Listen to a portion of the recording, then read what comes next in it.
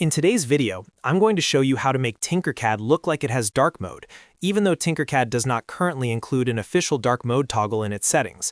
If you use Tinkercad often, this quick change can make the workspace feel cleaner and a little easier on the eyes, especially if you prefer darker backgrounds while designing. This is a simple workaround, and I'll walk you through it step by step. If this video helps you out, make sure to hit that like button and subscribe for more easy software tutorials. Let's jump right in. First, open Tinkercad and go into the editor where your design is located. Once you are inside the workspace, look toward the bottom right corner of the screen. You should see the Grid Settings area near the Snap Grid option. This is where Tinkercad lets you adjust the appearance of the workplane and grid. Now click the Settings button next to the Snap Grid dropdown.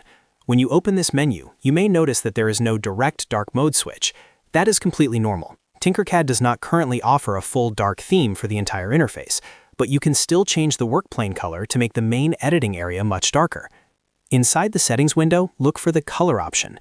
This is the setting that controls the base color of the workplane. Click on the colored square to open the available preset options. Depending on your version or screen layout, you may see a few different preset colors, like blue, green, or gray. To get the closest effect to dark mode, choose a dark gray or black preset if it is available. This will make the floor of your Tinkercad workspace much darker and give the interface a more muted, cleaner look. If you do not see a true black option, then selecting the darkest gray available is still a great choice. It will not turn every part of Tinkercad dark, but it will definitely make the editor feel less bright. After selecting your preferred color, simply close the settings window. The change should apply right away, and you will see the workplane update in the editor. From there, you can continue designing as usual, but now with a darker-looking workspace. Keep in mind that this is not an official full dark mode for the entire Tinkercad interface. Menus, panels, and toolbars may still remain in the standard light theme, but for many users, changing the grid or workplane background is enough to create a much more comfortable setup while modeling. If you want, you can also experiment with different preset colors to see which one works best for you. Some users prefer a dark gray because it gives a softer contrast, while others like black for the strongest dark mode effect.